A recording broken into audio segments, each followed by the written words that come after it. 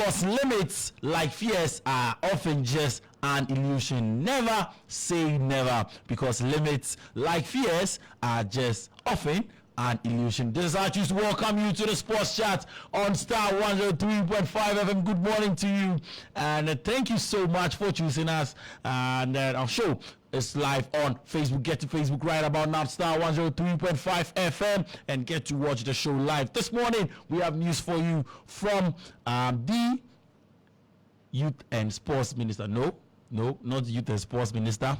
The Minister of Sports and Recreation designate. He's been speaking to us, and let's just start off from this. Let me tease you with what he's been saying. Football, sports is not Black Stars. Sports go beyond football, and it should go, football should go beyond Black Stars.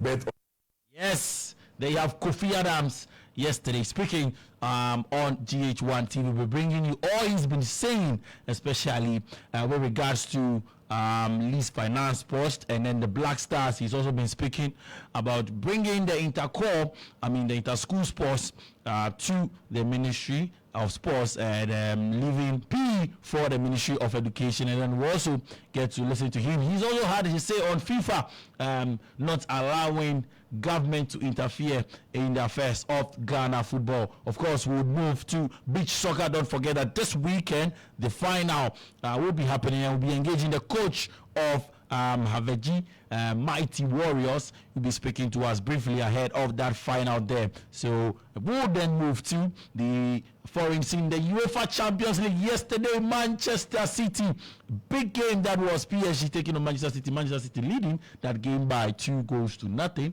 and then they actually had to lose that game 4-2. Interesting game that one was there. And then we would also move to other results from the UEFA Champions League. So let's just quickly start off from Kofi Adams, the Sports and Recreation Minister designate, who has actually been saying that his eyes would be on not just football, but then lesser known sports. And he's also said they will develop all other sports because there's so much talent in the sports.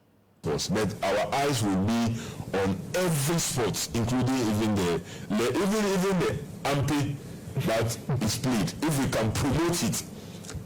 Recently, a team was in India to participate in a game we used to play when we were young, where you put either we were using a rag that you wrap, and you drop it at the back of somebody, you go round, and then when you come back, you come and tap the person, you will run, and then the person anti-clockwise, Then if you land at the space created before that person, then it has become competition that has been developed by some other country. And our people have to train to go and participate. Why couldn't we also develop this? So we must open our eyes, develop other sports, invest rights, and then I believe that we will get there. Right. He also says he's actually happy that Haruna Idrisu is going to be the education minister, because he believes that he's a sports person. And he also says they are looking at bringing the inter-school sports under the sports ministry and leaving PE for the Ministry of Education. I've also heard the education minister designate, Honorable Haruna Idrisu, repeat same in terms of get fund. And you know what gives me joy? The education minister himself is a sports person, especially football, because he even he has a football club himself, and so he will understand what grassroots sports is about. And we are looking at possibly taking over the running of the inter-school sports, whilst the Ministry of Education and GES continue to be responsible for the teaching of PE and what have you. But in terms of the running of the inter-schools, I'll be engaging him, and if it is possible, so that a portion of the GET fund, when decapped, be put into a sports fund. He also says that football is not just about the Black Stars. Sports is not football. Sports is not Black Stars. Sports go beyond football, and it should go. Football should go beyond Black Stars. But of course, Black Stars is the ultimate. So we want to see our Black Stars back again, like the Nigerian president said when he came around here, that Black Star is rising again. The Black Stars of Ghana, for me indirectly, was what he was referencing in his statement, though he was talking about Ghana and the African continent. And he also adds that President Mahama is particularly interested in leaving a legacy, a sports legacy, and he says he would make sure he makes President Mahama very proud. I can assure them that His Excellency the President is particularly interested in sports in its entirety. He wants to leave a legacy, right, in that field, right. And I can also say that I will not disappoint him, and he didn't make a wrong choice in settling on me to lead that charge. It's not a fight, it's to lead a charge on his behalf, and I believe that the appropriate support is there, and all I can expect is to have same from the federations and then their leader or the stakeholders. Finally, he says that he is going to be a decision maker, and he also spoke on FIFA. Actually believes that when it is time to make decisions, they would make decisions, because FIFA is not the nation that gets embarrassed when the Black Stars get embarrassed. Let's get to listen to Kofi Adams, sports minister designate, speaking on Ghana football and FIFA. But we will take decisions that must be taken, to including the ethical governance issues. We cannot continue to do things the same way and feel that, when central government have no right, have no hand because the FIFA says this or says that, then things continue to go down and go down. Because when things go down, it is not FIFA that is affected. It's Ghana, it is their sovereign state that is affected. So if our football, for example, is run aground, it's not FIFA that is affected. It is Ghana that is affected. So Ghana must have an interest in how things are done. But things must also be done in a way that is acceptable to all.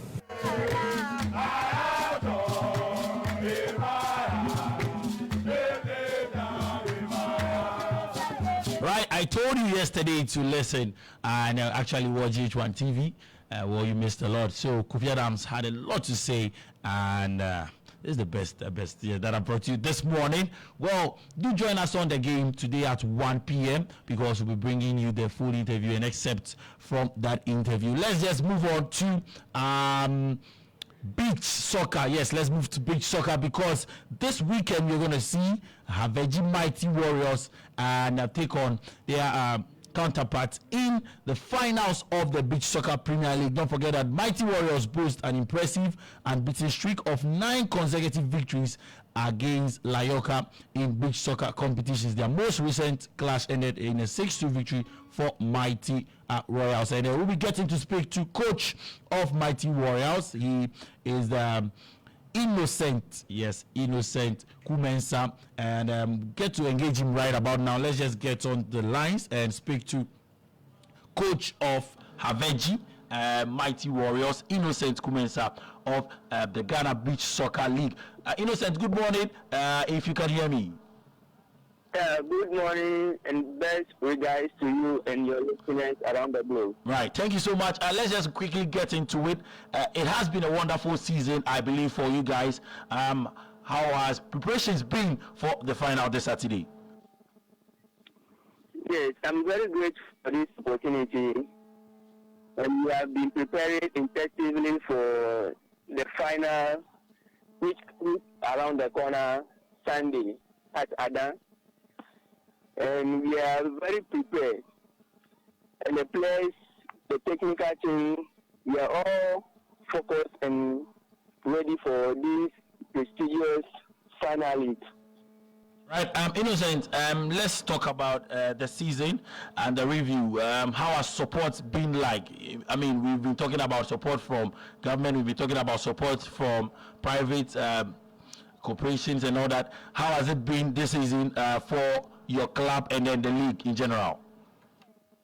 Yeah, to be honest with you, the season has been going great. and we have support from the GFA and other corporate bodies. But to be honest with you, we don't have any support from them sports ministry.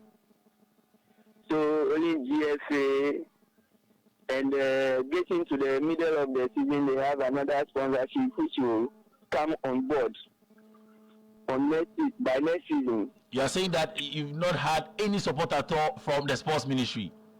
Yes, exactly. All right. Quickly, what are you going to tell your fans on Sunday as you guys come up against Lavoca Beach Soccer Club on Sunday at the Ada Beach Soccer Arena? Yes, we have. A message to the fans, quickly. A message to the fans.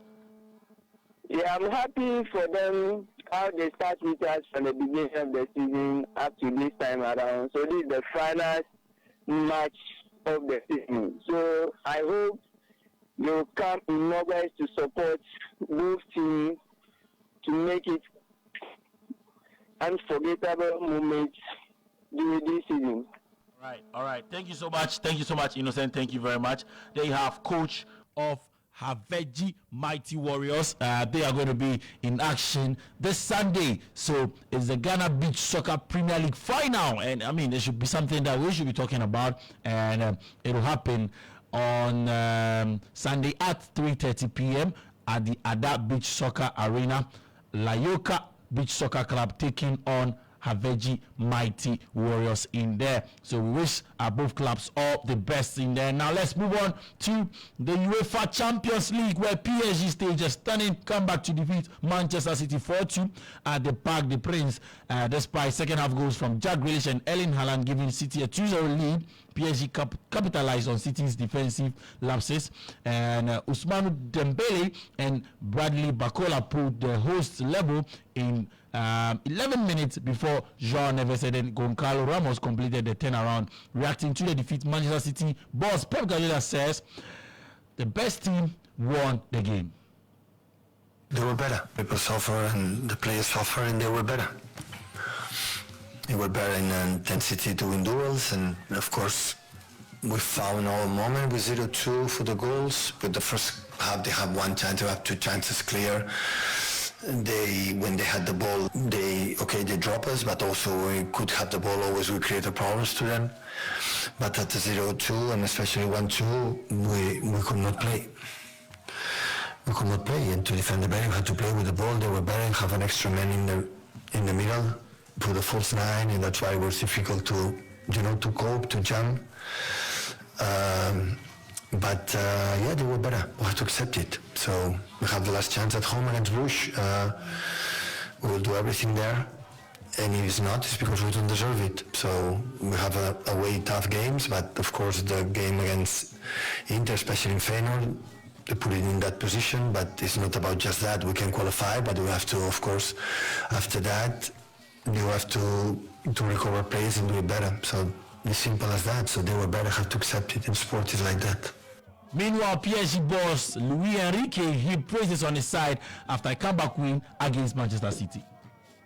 The rhythm was so big for the both teams the first half, and I think I was very happy when we scored at the last of the first half, because it was like the chance to take confidence and try to do even better in the second half. But second half started with those two goals with it looks like a pinball, and for me it was very frustrating watch my team suffering in that way.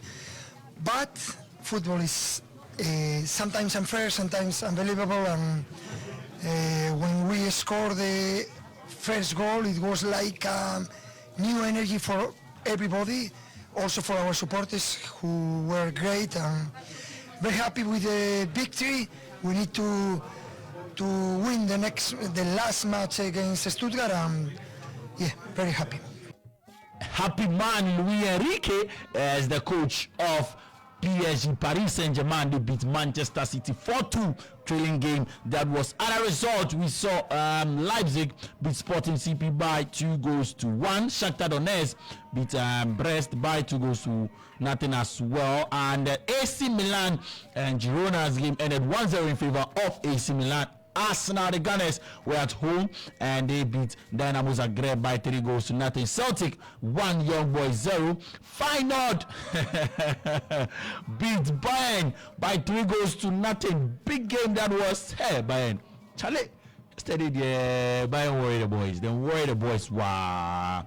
PSG obviously beating Manchester City 4-2. Real Madrid 5, RB Salzburg 1, and then Spartak Prague Inter Milan. As game ended 1-0 in favor of Spartak Prague. Well, here's how things are looking like on the Champions League table. Liverpool on top after 7 games. Yes, so all these teams have actually played 7 games. And Liverpool on top with 21 points. Barcelona with 18 points, second place. Arsenal third with 16 points. Inter Milan are fourth. Athletic Club are fifth. AC Milan are sixth. Atalanta are 7th, Bayern Leverkusen are 8th, and then from the 9th to the 24th position, you see Aston Villa, AS Monaco, Feyenoord, Lille, Brest, Dortmund, Bayern Munich, Real Madrid, Juventus, Celtic, PSV, Club Brugge, Benfica, PSG. After that win yesterday, they find themselves in the 22nd position. Sporting CP lie 23rd, and then Stuttgart lie 24th. Manchester City lie 25th. Hey, Manchester City. And you see the likes of Bologna, the likes of Leipzig, Girona, Sturm Graz, Salzburg, and the Young Boys all in the elimination zone. So at still stand, Manchester City are going to get eliminated, but they have one game. If they can get a win and other results go in their favor, then it means that we might actually see Manchester City back in the playoff zone there. So there you have news from the UEFA Champions League.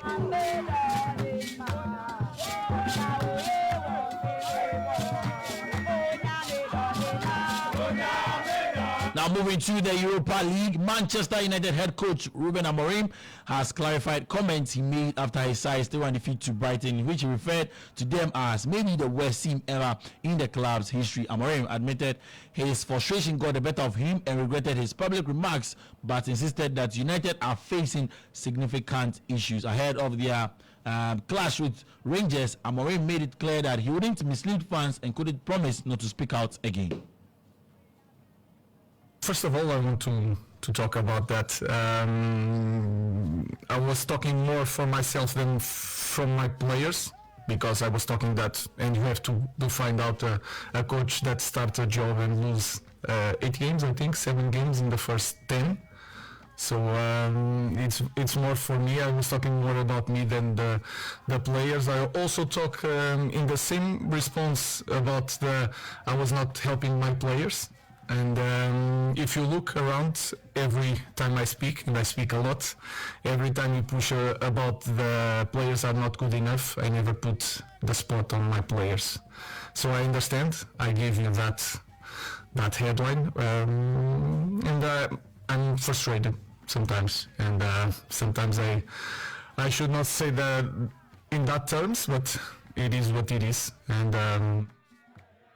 It is what it is, coming in from Ruben Amorim, coach of Manchester United. And so with that, we move to fixtures of the Europa League tonight. Manchester United taking on Rangers at 8 p.m. We'll see Elfsborg take on Nice, Lazio play Real Sociedad, Ludogorets take on FC Midtjylland, and we'll see PAOK take on Slavia Prague. RFS welcome Ajax, and then USG take on SC Braga at 8 p.m. as well. At 8 p.m. we'll see Eintracht Frankfurt play Ferencváros. Well, at 5:45 p.m. Victoria Pleasant take on Anderlecht. Karabakh play FCSB. Malmo FF take on FC20. Hoffenheim play Tottenham Hotspur. Big game tonight at 5:45 p.m. Fenerbahce play Lyon. FC Porto take on Olympiacos. Bodo Glimt take on Maccabi Tel Aviv. AZ Alkmaar play AS Roma there. And we are also going to see some action in let's just bring you action from tennis. Yes, interesting one yesterday where Yannick Sinner, defending champion, showed no signs of illness that plunged him earlier in the tournament, thrashing Alex de Minaur 6-3, 6-2, 6-1 to reach the Australian Open final. Good time to hear from Yannick Sinner. Today I was feeling everything, when days like this and, you break quite early in each set, it's a little bit easier, but, he's a very tough competitor, he's an amazing player. I know so many guys came for him tonight, but thank you so much for being so fair. It was an amazing atmosphere, so thank you so much.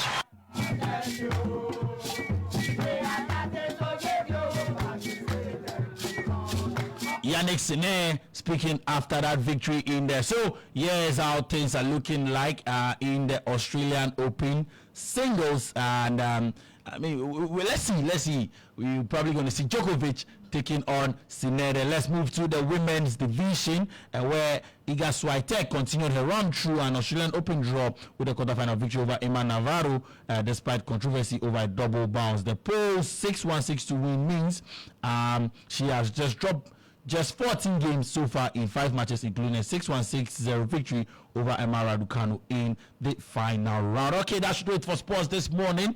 Let's just end off with Lewis Hamilton, who, he's a 7-time F1 champion, and he completed his first test as Ferrari driver at Fiorano, describing experience as expiring. He drove 30 laps in the 2023 SF23 car to familiarize himself with Ferrari's engine and operations alongside his new race engineer Riccardo Adami. The test, which is part of his acclimatization to the team, followed 2 days at Ferrari's Maranello factory. Teammate Charles Leclerc took over later, completing 14 laps. And then France also gathered outside the track to see Hamilton, who warmly greeted them, accompanied by his mother. So Hamilton's first public appearance as Ferrari driver will be on the 18th of February at the F1 season launch in London, with preseason and tests starting around February 26th. And so we wish him all the best there.